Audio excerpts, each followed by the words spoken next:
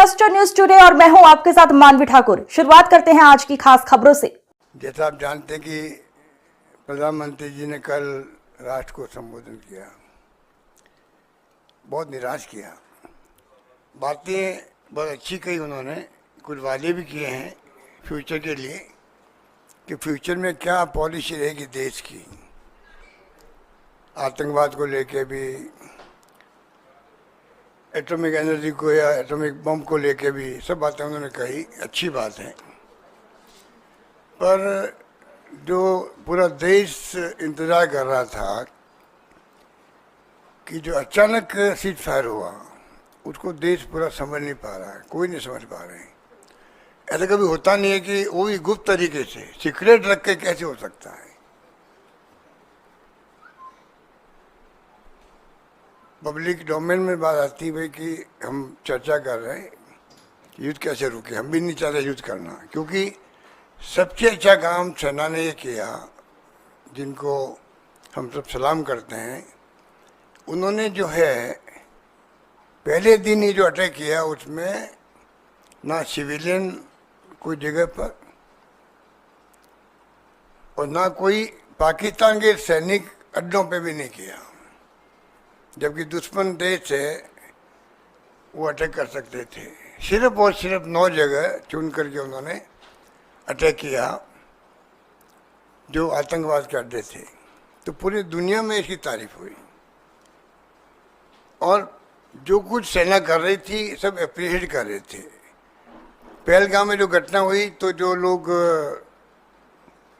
26 परिवारों के अलावा भी देश के हर परिवार के अंदर दुख का आभास हो रहा था और वो सोच नहीं पा रहे कि इसका क्या, सब क्या काम लें, संवेदना के लिए भी।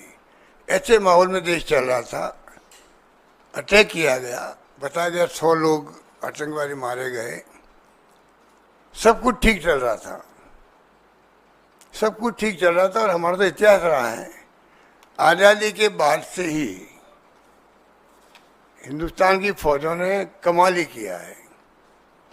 गोवा से बात शुरू करें अपन, गोवा में तो 61 में शायद उसको हमने छुड़ा लिया पुर्तगालियों से। उस वक्त भी युद्ध हुआ था। बचपन मुझे याद है, जब मैं खुद स्कूल में पढ़ता था तब की बात है। 74 में सिक्किम को छुड़ा लिया। अमेरिका का दबाव हिंदुस्तान पे हर वक्त रहा है, चाहे गोवा हो चाहे वो सिक्किम हो। उसके बाद बांग्लादेश का तो 71 का आपको मालूम ही है। बांग्लादेश की घटना को भी हमने उसको, और जो पॉलिसी एनडीए गवर्नमेंट की दबा के रखने की इतिहास को, उसके कारण की नई पीढ़ी तो पता ही नहीं, वो समझ नहीं पाएगी कि हो क्या रहा देश के अंदर। वो उसको गर्व करने की स्थिति नहीं रहेगी उनकी।